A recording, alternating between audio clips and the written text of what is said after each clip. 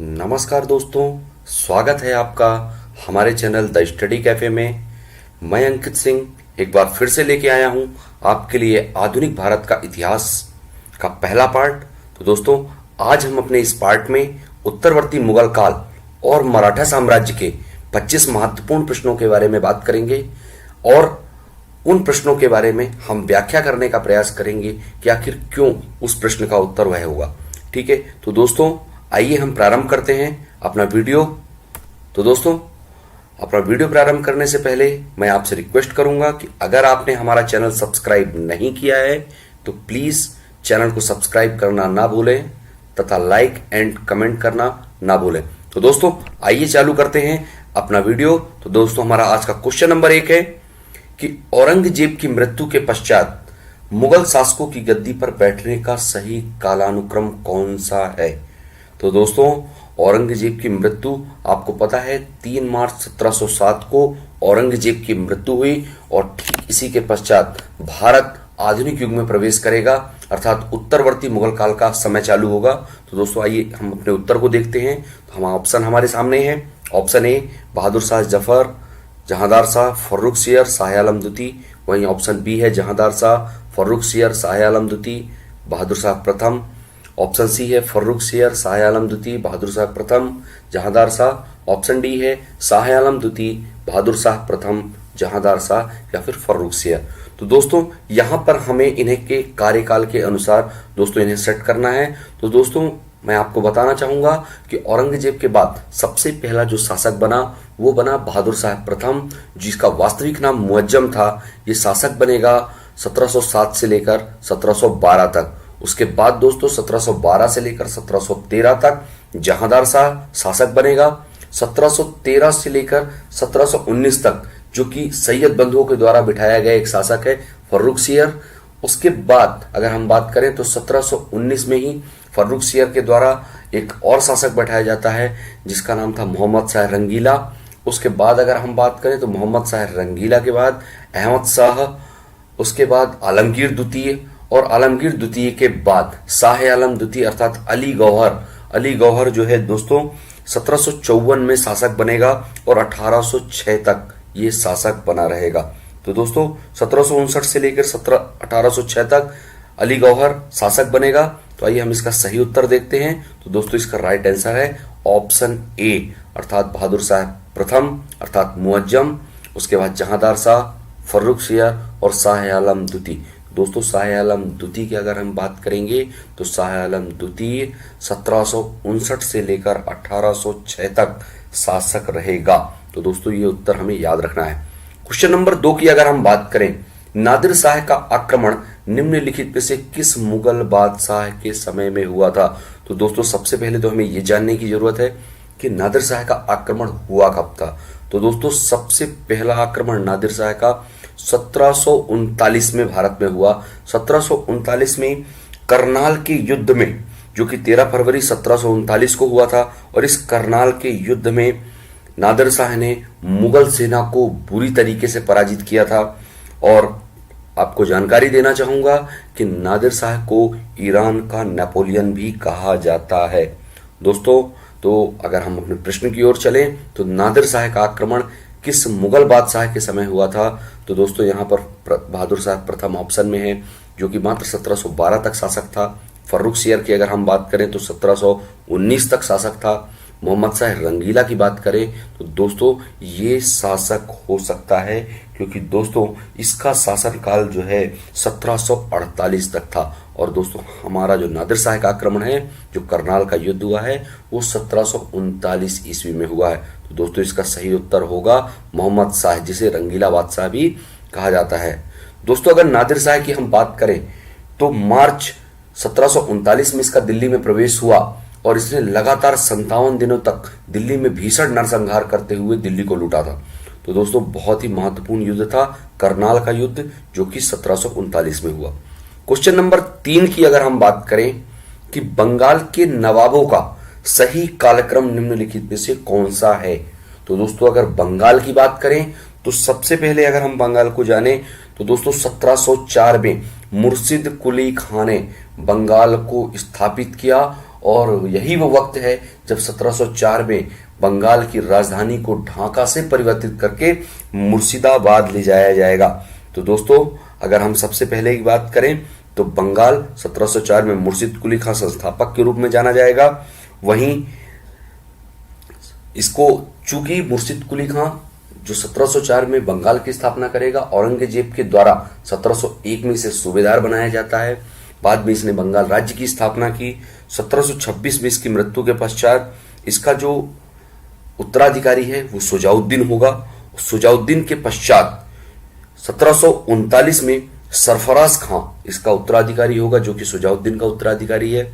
बाद में दोस्तों सुजाउद्दीन का जो उत्तराधिकारी बनेगा वो बनेगा 1740 में अली वर्दी खां। तो दोस्तों मैंने आपको जैसा सीक्वेंस बताया कि सबसे पहले मुर्शिद कुली खां, फिर सुजाउद्दीन, उसके बाद सरफराज खां, और सरफराज खां के बाद अली वर्दी खां, और अली वर्दी खां के बाद सिराजुद्दौला। ये 5 नवाब बंगाल के हुए हैं दोस्तों। तो दोस्तों आइए, इंपॉर्टेंट नवाब है ये पांचों। तो दोस्तों हम जमाने का प्रयास करते हैं। तो ऑप्शन के अनुसार दोस्तों इसका राइट आंसर होगा ऑप्शन बी, मुर्शिद कुली खां, सुजाउद्दीन, अली वर्दी खां और सिराजुद्दौला। दोस्तों सिराजुद्दौला के बाद भी मीर जाफर और मीर कासिम 2 और नवाब हुए हैं, तो उनके बारे में हम आगे चर्चा करेंगे। क्वेश्चन नंबर 4 की अगर हम बात करें तो नादिर शाह के आक्रमण के संदर्भ में निम्नलिखित में से कौन सा कथन सही नहीं है। कथन ए है, नादिर शाह भारत के प्रति यहाँ के अपार धन के कारण आकर्षित हुआ था। बिल्कुल सही बात है दोस्तों। नादिर शाह का वास्तविक आक्रमण करने का जो कारण था वो भारत से धन को लूटना था। दोस्तों ऑप्शन बी की बात अगर हम करें तो मुगल फौजों से उसका मुकाबला करनाल में हुआ।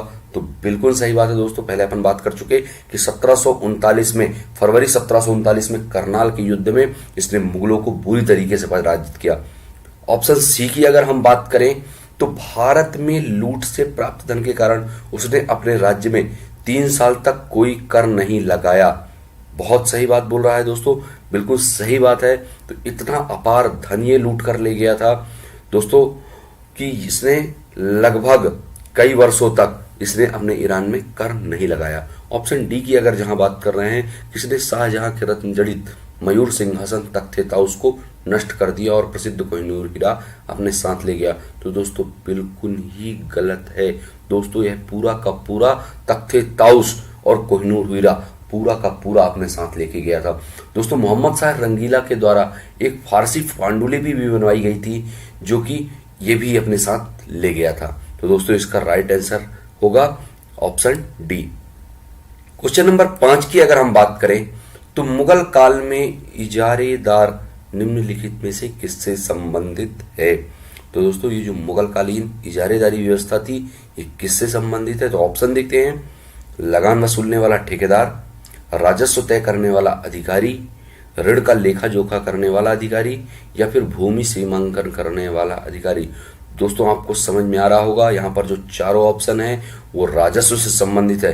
तो आपका एक मामला तो क्लियर हो रहा है कि इजारेदारी जो व्यवस्था है वो कहीं ना कहीं भूमि और राजस्व से ही संबंधित है। लेकिन वास्तव में ये इजारेदार क्या कहलाता था, कौन था ये इजारेदार, भूमि और राजस्व की इस व्यवस्था में इसका काम क्या था, तो हम इस ऑप्शन के द्वारा इस उत्तर को जानने का प्रयास करते हैं। तो दोस्तों क्वेश्चन नंबर 5 का जो हमारा उत्तर है ऑप्शन ए, लगान वसूलने वाला ठेकेदार, यानी वो ठेकेदार है जो कि लगान जनता से वसूलता था। क्वेश्चन नंबर 6 की अगर हम बात करें दोस्तों तो निम्नलिखित में से कौन सा मुगल साम्राज्य अंतिम बादशाह रहा। तो दोस्तों हमें पता है कि अंतिम मुगल बादशाह टोटल 17 मुगल बादशाह भारत में हुए दोस्तों। 1526 से लेके 1862 तक का जो ये पूरा समय है, 1857 की क्रांति के बाद जो अंतिम बादशाह बहादुर शाह जफर, जो कि जफर के नाम से कविताएं लिखता था, और इस बहादुर शाह जफर द्वितीय को ही बाद में रंगून जेल निर्वासित कर दिया गया था। इसका दोस्तों अगर हम शासनकाल की बात करें तो दोस्तों 1837 में ये शासक बन गया और बाद में दोस्तों 1862 में इसकी मृत्यु हो गई।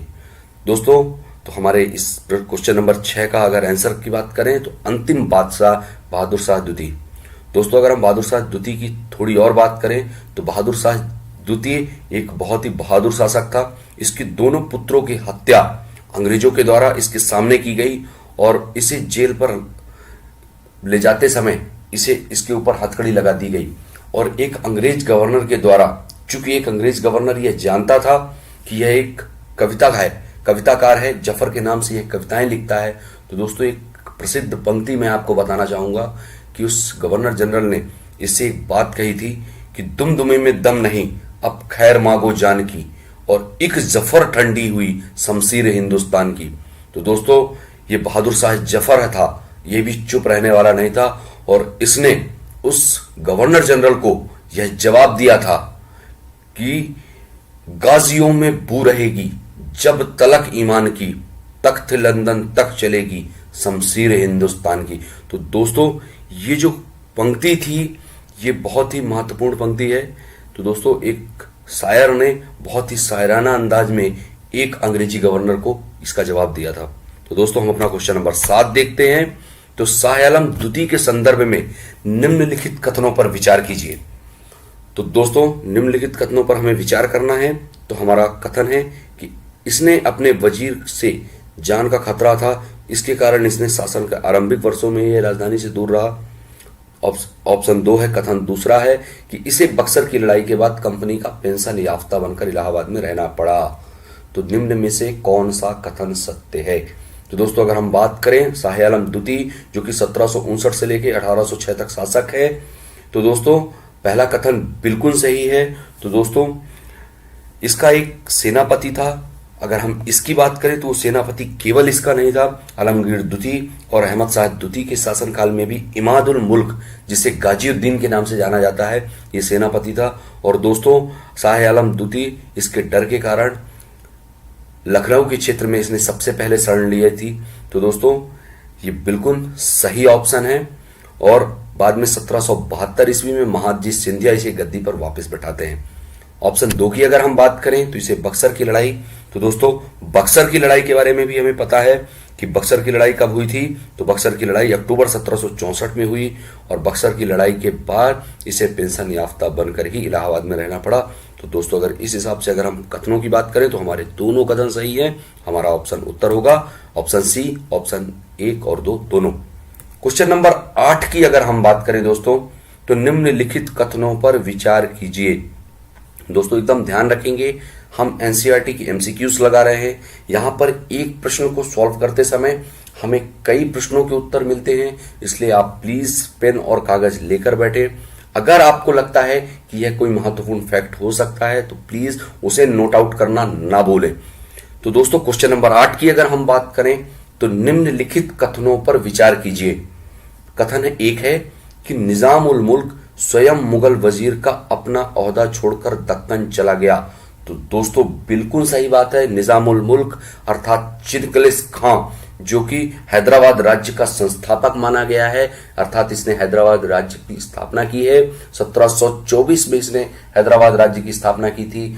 मुगल सल्तनत में आपसी विवाद के कारण 1722 में इसने दक्कन अपनी सूबेदारी का पद छोड़ के, अपनी वजीर का पद छोड़ के ये दक्कन वापस चला गया। बाद में 1724 में दोस्तों इसने एक नए साम्राज्य की स्थापना की जो कि हैदराबाद के नाम से जाना जाता है।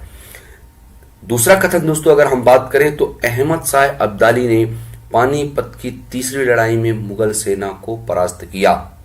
तो दोस्तों सीधा सीधा ऑप्शन दिख रहा है कि दोस्तों आपको पता है कि अहमद शाह अब्दाली ने पानीपत के तृतीय युद्ध में मराठों को पराजित किया था। दोस्तों ये युद्ध 14 जनवरी 1761 को लड़ा गया और दोस्तों बहुत ही महत्वपूर्ण युद्ध है।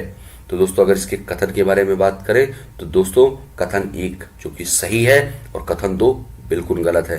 तो दोस्तों अगर हम सही की बात करें तो केवल कथन 1। क्वेश्चन नंबर 9 की अगर हम बात करें दोस्तों तो मुगल शासक जहांदार के संदर्भ में निम्नलिखित कथनों पर विचार करना है हमें।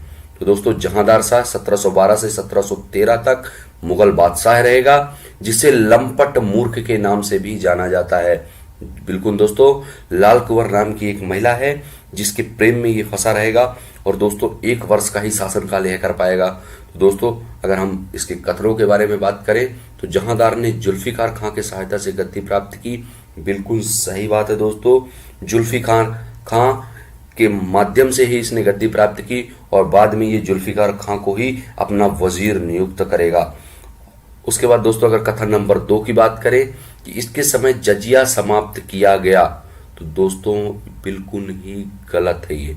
तो दोस्तों बहादुर शाह जफर ने बहादुर शाह प्रथम ने औरंगजेब के बाद जजिया कर पर प्रतिबंध लगाया और बाद में दोस्तों मोहम्मद शाह रंगीला के द्वारा 1720 में जजिया कर को पूरी तरीके से समाप्त किया गया। तो दोस्तों इस फैक्ट को याद रखेंगे, 1720 में मोहम्मद शाह रंगीला के द्वारा जजिया कर को पूर्ण रूप से समाप्त किया गया।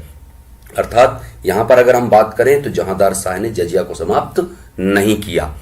ऑप्शन 3 की अगर हम बात करें तो इसी के शासनकाल में आमेर के शासक जयसिंह को मिर्जा राजा सवाई की पदवी दी गई या उपाधि दी गई। तो बिल्कुल सही बात है दोस्तों, जहांदार शाह ही वह शासक है जिसने राजा जयसिंह यानी आमेर के राजा जयसिंह को मिर्जा राजा सवाई की उपाधि प्रदान की थी और जयसिंह को मालवा का सूबेदार भी नियुक्त किया था। तो दोस्तों बिल्कुल सही है। तो अगर हम यहां पर बात करें कि इनमें से कौन सा कथन सही है, तो कथन 1 सही है और कथन 3 सही है। तो दोस्तों इस हिसाब से हमारा सही उत्तर होगा ऑप्शन बी। क्वेश्चन नंबर 10 की अगर हम बात करें दोस्तों, तो मुगल साम्राज्य के पतन के समय अवध के स्वायत्त राज्य का संस्थापक निम्नलिखित में से कौन था। दोस्तों अगर मुगल साम्राज्य के पतन की अगर हम बात करें तो औरंगजेब के बाद का जो शासनकाल है वो मुगल साम्राज्य के पतन का काल माना जाता है। यानी उत्तरवर्ती मुगल काल 1707 से 1862 तक का ये जो समय है ये मुगल काल के पतन का समय माना गया है इतिहासकारों के द्वारा। तो दोस्तों अगर इस टाइम की बात करें तो ये पूरा टाइम नहीं, लेकिन अगर स्वायत्त राज्य की संस्थापक की बात करें तो अवध जो कि 1722 में स्थापित हुआ और दोस्तों इसके जो संस्थापक के रूप में हम बात करें तो इसके संस्थापक है शहादत खां। शहादत खां ही दोस्तों वो व्यक्ति है जो कि बुरहान उल मुल्क के नाम से भी जाना जाता है। इसने बुरहान मुल्क की उपाधि धारण की और 1722 में इसने अवध की स्वतंत्रता की घोषणा कर दी थी। दोस्तों बहुत ही महान शासक है। बाद में दोस्तों नादिर शाह के आक्रमण के समय 1739 में नादिर शाह के द्वारा 3 करोड़ रुपए की मांग किए जाने पर अपने मान और सम्मान को बचाते हुए शहादत खां ने आत्महत्या कर ली। क्वेश्चन नंबर 11 की अगर हम बात करें दोस्तों, तो हैदर अली के संदर्भ में निम्नलिखित कथनों पर विचार कीजिए। बहुत ही महत्वपूर्ण प्रश्न है दोस्तों। हैदर अली जो कि मैसूर राज्य का स्वतंत्र संस्थापक माना गया है। तो दोस्तों हैदर अली के विषय में अगर हम कथनों पर बात करें तो दोस्तों कथन नंबर 1 है कि वह अशिक्षित था। तो दोस्तों बिल्कुल सही बात है। आपको जानकारी हो सकता है हो या नहीं भी हो, लेकिन आज से आपको जानकारी होनी चाहिए कि हैदर अली एक अशिक्षित था। दूसरी बात, वह एक कुशल प्रशासक था। बिल्कुल सही बात है, वो एक अच्छा प्रशासक था। उसने आंग्ल मैसूर के प्रथम युद्ध में अंग्रेजों को शिकस्त दी। उसके बाद दोस्तों अगर हम बात करें तीसरे कथन की ओर, तो इसने फ्रांसीसियों की सहायता से डिंडीगुल में एक आधुनिक शस्त्रागार स्थापित किया। बिल्कुल सही बात है दोस्तों। 1755 ईस्वी की बात है। 1755 ईस्वी में इसे डिंडीगुल में फौजदार के पद पर नियुक्त किया गया था और 1755 में ही इसने डिंडीगुल में एक आधुनिक शस्त्रागार बनाया था जो कि अंग्रेजों से लड़ने हेतु बनाया गया था। अगर बात करें कथन नंबर 4 की, कि द्वितीय आंग्ल मैसूर युद्ध में उसने अंग्रेजों को बुरी तरह पराजित किया। तो दोस्तों यहां पर थोड़ा सा हमें समझने की आवश्यकता है, जो कि द्वितीय, अगर हम आंग्ल मैसूर युद्ध की बात करें दोस्तों, तो द्वितीय आंग्ल मैसूर युद्ध में कहीं भी किसी भी तरीके से मैसूर के इस युद्ध में हैदर अली विजयी नहीं हुआ है।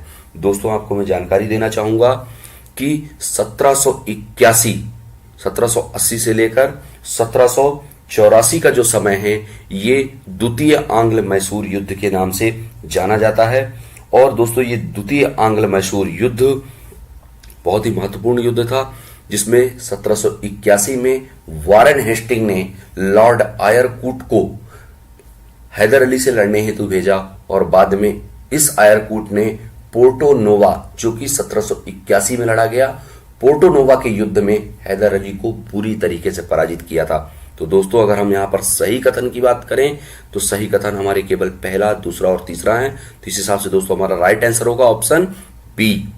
क्वेश्चन नंबर 12 की हम बात करें तो औरंगजेब का मकबरा निम्नलिखित में से कहाँ स्थित है?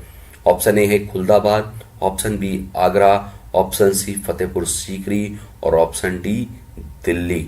तो दोस्तों आपको थोड़ा सा यहाँ पर कंफ्यूजन हो रहा होगा, तो दोस्तों मैं आपको बताना चाहूंगा कि औरंगजेब का मकबरा औरंगाबाद के खुलदाबाद नामक स्थान पर है। तो दोस्तों इसका राइट आंसर होगा ऑप्शन ए। तो दोस्तों आपको और जानकारी मैं देना चाहूंगा कि औरंगजेब की पत्नी का भी मकबरा, जिसे कि बीबी का मकबरा कहा जाता है या ताजमहल की फूहड़ कॉपी अगर माने हम कि ताजमहल का जो दूसरा प्रतिरूप है, फूहड़ प्रतिरूप है, वो औरंगजेब की पत्नी का है। उसे ही राबिया उद दौरानी का मकबरा या बीबी का मकबरा भी कहा जाता है और ये दोनों मकबरे दोस्तों औरंगाबाद में हैं। तो दोस्तों हमारा राइट आंसर होगा ऑप्शन ए।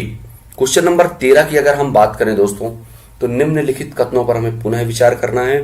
तो कथन नंबर 1 है कि समय के साथ बदलने की उसकी इच्छा के प्रतीक थे एक नए कैलेंडर को लागू करना, सिक्का ढलाई की नई प्रणाली काम में लाना तथा माप तौल के नए पैमाने को अपनाना। कथन नंबर 2 है कि उसकी एक अत्यंत प्रिय उक्ति थी कि एक शेर की तरह एक दिन जीना बेहतर है, लेकिन भेड़ की तरह लंबी जिंदगी जीना अच्छा नहीं है। तो दोस्तों इन दोनों कथनों पर विचार करते हुए हमें बताना है कि यह दोनों कथन किस शासक से संबंधित हैं। तो दोस्तों बहुत ही महत्वपूर्ण प्रश्न है। तो अगर हम इस प्रश्न की बात करें तो दोस्तों यह प्रश्न जो है, इसके अगर ऑप्शन टीपू सुल्तान, हैदर अली, अली वर्दी खां, सादत खां, तो राइट आंसर है ऑप्शन ए टीपू सुल्तान। तो दोस्तों टीपू सुल्तान के बारे में अगर हम बात करें तो 1782 से लेकर 1799 तक यह व्यक्ति शासक रहा मैसूर राज्य का। और दोस्तों अगर हम बात करें तो इसने जैकोबिन क्लब की स्थापना श्रीरंगपट्टनम में की थी। फ्रांस की क्रांति से काफी प्रभावित रहने वाला व्यक्ति है। दोस्तों ये पहला शासक है भारत का जिसने विदेशों में भी अपने संबंध स्थापित किए थे। दोस्तों अगर हम बात करें तो चतुर्थ आंग्ल मैसूर युद्ध में इसने विदेशों से सहयोग मांगने का भी प्रयास किया। नेपोलियन बोनापार्ट को पत्र लिखने वाला व्यक्ति था। कुस्तुतुनिया और अन्य जो क्षेत्र थे, फ्रांस आदि अन्य क्षेत्रों से भी टीपू सुल्तान के अच्छे संबंध थे। दोस्तों इसने फ्रांस की क्रांति के संदर्भ में एक स्वतंत्रता वृक्ष भी रोपा था जो कि श्रीरंगपट्टनम में रोपा गया था। तो बहुत ही वीर और बहुत ही साहसी शासक के रूप में हम टीपू सुल्तान को जानते हैं। इसका कहना था कि गीदड़ों की तरह मरने से अच्छा है कि हम शेर की तरह लड़ते हुए वीर गति को प्राप्त हो जाएं। तो दोस्तों ये दोनों कथन टीपू सुल्तान के बारे में कहे गए हैं। क्वेश्चन नंबर अगर हम 14 की बात करें तो पानीपत का तृतीय युद्ध निम्नलिखित में से किसके मध्य हुआ था? तो दोस्तों बहुत ही महत्वपूर्ण युद्ध रहा है ये। 14 जनवरी 1761 को लड़ा गया है। यह युद्ध मराठा और अफगानों के बीच में लड़ा गया था। अफगानों की तरफ से इस सेना का नेतृत्व अहमद शाह अब्दाली ने किया था। दोस्तों इस युद्ध में मराठों की इतनी बुरी तरीके से पराजय हुई थी कि दोस्तों एक व्यापारी ने पेशवा बालाजी बाजीराव को एक लोकोक्ति के द्वारा यह संदेश पहुंचवाया था और यह लोकोक्ति काफी विश्व प्रसिद्ध है कि 2 मोती विलीन हो गए, 22 सोने की मोहरें लुप्त हो गईं और चांदी और तांबे की पूरी गणना ही नहीं की जा सकती। अर्थात इतनी नृशंस रूप से अब्दाली की सेना ने मराठों की हत्या की थी कि दोस्तों पूरी तरीके से यह मराठा साम्राज्य अपनी पतन की ओर अग्रसित हो गया। और दोस्तों अगर हम इस प्रश्न के उत्तर की अगर हम बात करें तो पानीपत का तृतीय युद्ध मराठा और अफगानों के बीच में हुआ था। तो option B is the right answer. Question number 15 की अगर हम बात करें तो निम्नलिखित कथनों पर विचार कीजिए। तो पहला कथन हमारा है बाजीराव प्रथम को शिवाजी के बाद गुरिल्ला युद्ध का सबसे बड़ा प्रतिपादक कहा गया है। तो दोस्तों बिल्कुल सही बात है। बाजीराव प्रथम 1720 से 1740 तक मराठा साम्राज्य में पेशवा के पद पर रहे हैं। कई महत्वपूर्ण युद्ध इनके द्वारा लड़े गए हैं। निजाम को भी इन्होंने कई बार पराजित करके संधि के लिए मजबूर किया। अगर आप कथन 2 देखेंगे तो बाजीराव प्रथम के समय दक्कन के प्रांत भी चौथ और सरदेशमुखी का मराठों को देते थे। तो बिल्कुल सही बात है।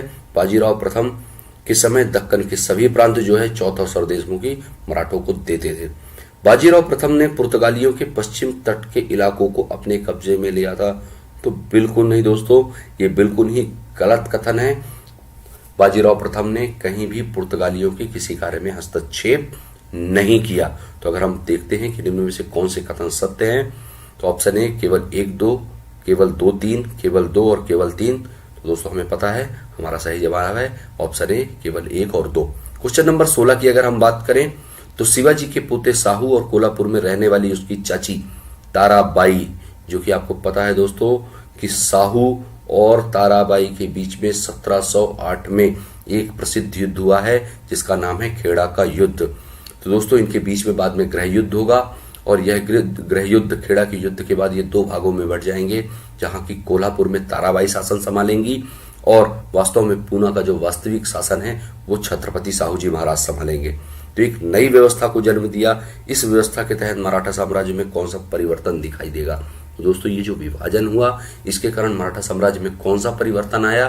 तो दोस्तों इसके कारण जो मराठा साम्राज्य में सबसे बड़ा परिवर्तन आया था तो दोस्तों वो था मराठा साम्राज्य में पेशवाओं की शक्ति की बढ़ोतरी। दोस्तों आपको पता है कि 1713 में बालाजी विश्वनाथ प्रथम पेशवा बनेंगे और बाद में यह पेशवा शक्ति वंशानुगत होते हुए पूरी तरीके से मराठों के ऊपर काबिज हो जाएगी और छत्रपति एक नाम मात्र का शासक हो जाएगा। तो अगर हम इस पे अपने उत्तर को ढूंढने का प्रयास करें तो ऑप्शन ए मुगल संपूर्ण मराठा क्षेत्रों से जजिया कर वसूलने लगा, बिल्कुल गलत है। पेशवा मराठा साम्राज्य के कार्यकारी प्रधान बन गए, तो दोस्तों यही ऑप्शन है, ऑप्शन बी बिल्कुल सही है कि पेशवा जो है मराठा साम्राज्य के कार्यकारी प्रधान बन गए। तो दोस्तों आइए देखते हैं अपना क्वेश्चन नंबर 17। तो क्वेश्चन नंबर 17 की अगर हम बात करें दोस्तों तो पानीपत की तीसरी लड़ाई के परिणाम स्वरूप निम्नलिखित में से कौन सी घटनाएं घटी? तो हमारा कथन एक है मराठों की राजनीतिक प्रतिष्ठा को बड़ा धक्का लगा, बिल्कुल सही बात है दोस्तों। कथन 2 की अगर हम बात करें तो अंग्रेजी ईस्ट इंडिया कंपनी को बंगाल और दक्षिण भारत में अपनी सत्ता को मजबूत करने का अवसर मिला, बिल्कुल सही बात है दोस्तों, क्योंकि मराठाओं की अब शक्ति पूरी तरीके से क्षीण हो गई है और पेशवा की भी मृत्यु हो जाने के कारण अब मराठा पूरी तरीके से पतन की ओर बढ़ चुके हैं। अगर ऑप्शन कथन 3 की बात करें तो अफगानों का पंजाब में पूर्णतया अधिकार हो गया, तो दोस्तों बिल्कुल गलत है। आंशिक रूप से अगर हम बात करें तो आंशिक रूप से कुछ क्षेत्रों में पंजाब में अफगानों का अधिकार हुआ था, मगर अगर पूर्ण रूप से बात करें तो दोस्तों बिल्कुल ही गलत होगा। तो दोस्तों अगर हम अपना उत्तर ढूंढें कि केवल एक और दो, केवल दो और तीन या फिर 1 2 3, दोस्तों हमारा सही उत्तर होगा 1 और 2 यानी ऑप्शन ए। क्वेश्चन नंबर 18 की अगर हम बात करें तो आंग्ल मराठा युद्धों के संदर्भ में निम्नलिखित कथनों पर विचार कीजिए। तो दोस्तों आंग्ल मराठा युद्ध, जो कि आपको पता है दोस्तों, आंग्ल मराठा जो प्रथम आंग्ल मराठा युद्ध है, कथन 1 जैसे हमारे सामने है कि प्रथम आंग्ल मराठा युद्ध देवगांव की संधि के साथ समाप्त हुआ।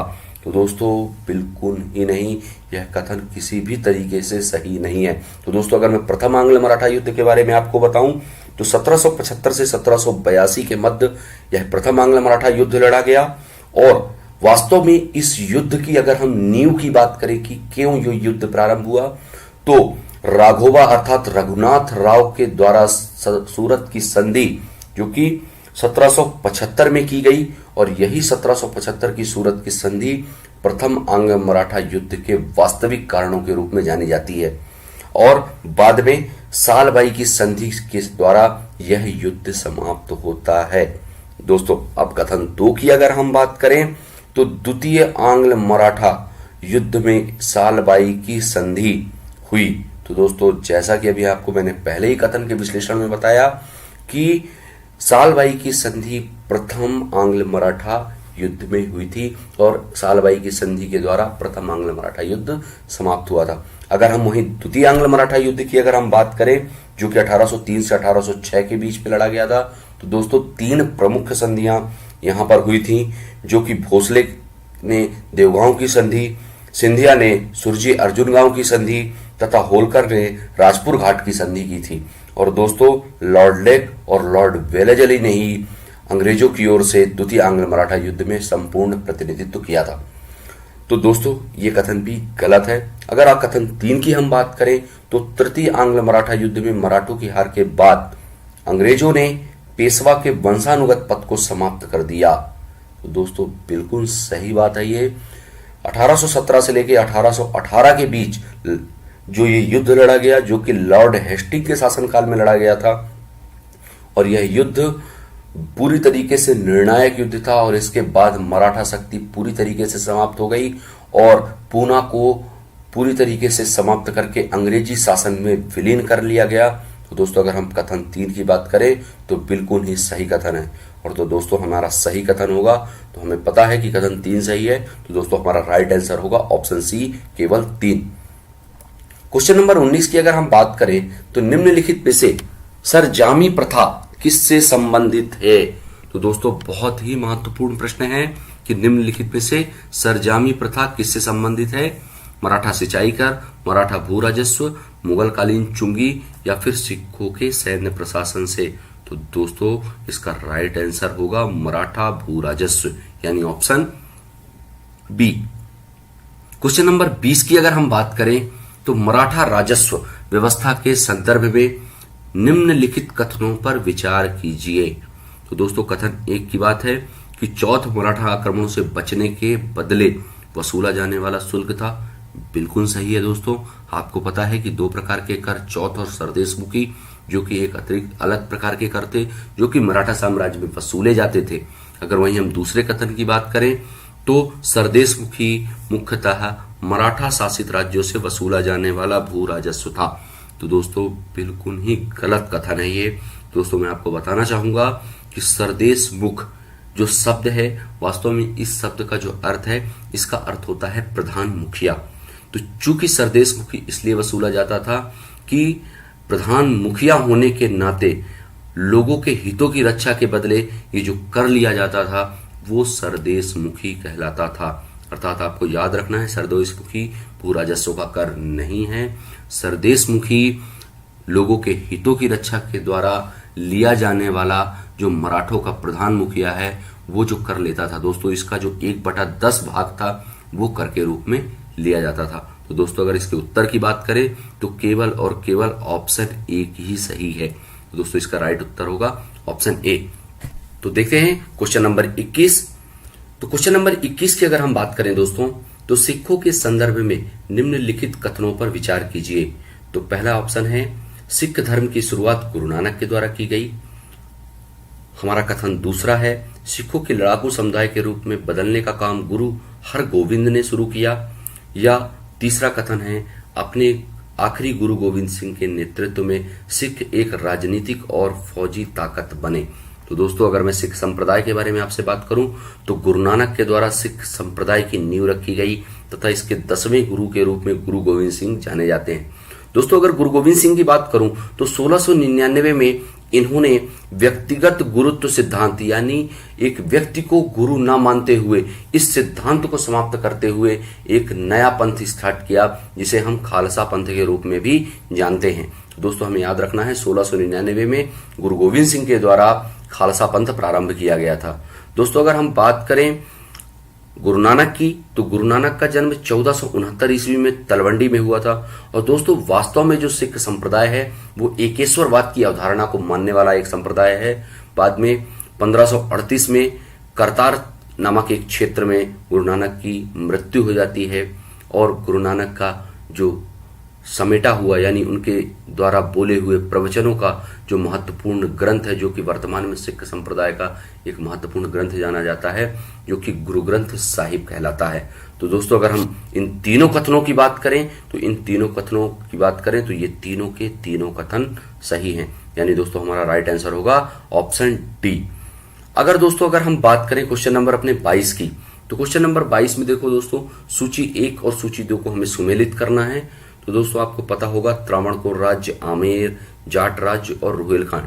तो दोस्तों आपको पता है कि किस प्रकार उत्तरवर्ती मुगल काल में स्वायत्त राज्यों को छोटे छोटे भाग अपने आप स्थापित हुए और इन्हें छोटे छोटे राजाओं ने स्थापित किया। बाद में अंग्रेजों के शासन काल में ये सभी क्षेत्र अंग्रेजी सत्ता में विलीन कर लिए गए। तो अगर यहाँ पर हम बात करें कि त्रावणकोर राज्य किसके द्वारा स्थापित किया गया था दोस्तों, तो यहाँ पर त्रावणकोर जो राज्य है राजा मार्तंड वर्मा के द्वारा ही किया गया था। तो यहाँ पर अगर हम सूची ए को मिलाएं तो बिल्कुल सही है। अगर हम आमेर की बात करें तो आमेर भी बिल्कुल सही है। आमेर के राजा जयसिंह ने ही आमेर राज्य की स्थापना की।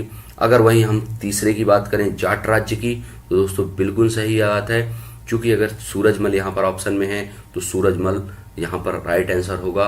वहीं पर अगर हम बात करें तो बदन सिंह और चूड़ामन का भी नाम जाट राज्य के नाम से जाट राज्य के उसमें जाना जाता है, ये भी संस्थापक के रूप में जाने जाते हैं। वहीं अगर हम रुहेलखंड की बात करें तो अली मोहम्मद खां, तो अली मोहम्मद खां बिल्कुल सही बात है दोस्तों, अली मोहम्मद खां ने ही रुहेलखंड की स्थापना की थी। और साथ में अगर इनके सहयोगी के रूप में अगर मैं बात करूं तो वीर दाऊद, ये दो लोग थे, वीर दाऊद और अली मोहम्मद खां, इन दोनों ने इस क्षेत्र की स्थापना की थी। तो दोस्तों अगर हम सही उत्तर की बात करें तो हमारा सही उत्तर होगा ऑप्शन ए, 1 2 3 4, यानी सभी मेल सुमेलित है। तो अगर क्वेश्चन नंबर 23 की अगर हम बात करें दोस्तों, तो मुगल कालीन तकावी ऋण के संदर्भ में निम्नलिखित में से कौन सा कथन सही है? तो कथन ए है, यानी ऑप्शन ए है हमारा, यह खेती के विस्तार एवं बेहतरी के लिए राज्य की ओर से दिया जाता था। बी ऑप्शन है, यह व्यापार को बढ़ावा देने के लिए राज्य द्वारा व्यापारियों को दिया जाता था। ऑप्शन सी है, यह सेना के सुदृढ़ीकरण के लिए राज्य की ओर से मनसबदारों को दिया जाता था। तथा ऑप्शन डी है, यह युद्ध की स्थिति में राज्य द्वारा साहूकारों से लिया गया ऋण था। तो दोस्तों अगर हम बात करेंगे तो दोस्तों तकावी जो ऋण था ये खेती के विस्तार के लिए दिया जाने वाला कर था, जो कि राज्य की ओर से दिया जाता था कि आप और अच्छी खेती कर पाएं। अगर आपके खेती के पास संसाधन उपलब्ध नहीं है, ऐसी परिस्थिति में तकावी ऋण मुगल काल में दिया जाता था। तो दोस्तों हमारा राइट आंसर होगा ऑप्शन ए। क्वेश्चन नंबर 24 की अगर हम दोस्तों बात करें तो 1686 ईस्वी में औरंगजेब द्वारा अंग्रेजी व्यापारियों को बंगाल स्थित उनकी फैक्ट्रियों से खदेड़ने का जो प्रमुख कारण था। तो दोस्तों आपको पता होगा कि जब तक औरंगजेब का शासन भारत पर रहा है, अंग्रेजों ने बहुत ज्यादा अपने हाथ पैर नहीं फैलाए हैं, यानी अभी धीरे धीरे केवल व्यापारिक केंद्र ही अंग्रेजों के द्वारा स्थापित किए गए हैं। बाद में जैसे ही औरंगजेब की मृत्यु होगी, अंग्रेज पूरी तरीके से अपने साम्राज्यवादी नीति को भारत पर फैलाने लगेंगे और बाद में 1773 के रेगुलेटिंग एक्ट के दौरान अर्थात प्लासी और बक्सर जैसे युद्धों को जीतने के पश्चात भारत पर एक केंद्रीकृत प्रशासन को लागू करेंगे और बाद में 1947 तक वो भारत पर शासन करते रहेंगे। तो अगर दोस्तों हम इसके बारे में बात करें कि क्या वो कारण था कि उसने अंग्रेजों को खदेड़ा, तो दोस्तों ऑप्शन ए है कि अंग्रेजों का बंगाल के नवाबों के साथ संघर्ष। ऑप्शन बी है अंग्रेज अधिकारियों का मुगल राज दरबारों के षड्यंत्रों में शामिल होना। ऑप्शन सी है अंग्रेजों द्वारा हुगली को तहस नहस कर मुगल साम्राज्य के खिलाफ युद्ध की घोषणा करना। और ऑप्शन डी है अंग्रेजों का मराठों के साथ मैत्रीपूर्ण संबंध। तो दोस्तों इसका राइट आंसर है ऑप्शन सी। तो दोस्तों अंग्रेजों ने हुगली को तहस नहस किया और मुगल साम्राज्य के जो खिलाफ युद्ध की घोषणा की थी, यही कारण था कि औरंगजेब ने 1686 में अंग्रेजों को भारत के बाहर खदेड़ दिया था। क्वेश्चन नंबर 25 की अगर हम बात करें दोस्तों, तो ये हमारा अंतिम प्रश्न है। तो दोस्तों भारत में ब्रिटिश राजनीतिक सत्ता का आरंभ किस युद्ध से माना जाता है? तो दोस्तों बहुत ही महत्वपूर्ण प्रश्न है ये। आपको पता है कि दोस्तों भारत में जो ब्रिटिश राजनीतिक सत्ता का जो आरंभ माना गया है वो माना गया है प्लासी के युद्ध को। तो दोस्तों प्लासी के युद्ध के बारे में अगर हम बात करें तो 23 जून 1757 को मुर्शिदाबाद, जो कि बंगाल की राजधानी थी, उससे महज 22 मील दूर प्लासी नाम का एक क्षेत्र था, वहां पर यह युद्ध लड़ा गया था। जो बंगाल का नवाब था सिराजुद्दौला और अंग्रेजी सेना जो कि रॉबर्ट क्लाइव के नेतृत्व में आई थी, इन दोनों सेनाओं के बीच में यह युद्ध लड़ा गया था दोस्तों, और जिसमें सिराजुद्दौला की पराजय हुई थी। दोस्तों वर्तमान में अगर हम बात करें तो प्लासी जो क्षेत्र है वो नांदिया जिले में आता है। तो दोस्तों अगर हम बात करें तो यदुनाथ सरकार, जो कि प्रसिद्ध इतिहासकार रहे हैं, उनके द्वारा प्लासी के युद्ध के लिए एक कथन भी कहा गया था कि भारत के मध्यकालीन युग का अंत इसी युद्ध के द्वारा होता है तथा आधुनिक युग का शुभारंभ होता है। तो ये युद्ध जो है यदुनाथ सरकार के द्वारा मध्यकालीन युग का अंत तथा आधुनिक युग का प्रारंभ माना गया है। तो दोस्तों इस प्रकार से हमारे ये 25 क्वेश्चन समाप्त होते हैं। बहुत बहुत धन्यवाद आपको कि आपने हमें इतने अच्छे से सुना। Thanks for watching this video. मैं अंकित बघेल एक बार फिर से आपका स्वागत करता हूं आपके अपने चैनल द स्टडी कैफे में। चैनल को सब्सक्राइब करना ना भूलें एंड वीडियो में लाइक शेयर एंड कमेंट जरूर करें। तो दोस्तों थैंक यू। जय हिंद, जय भारत।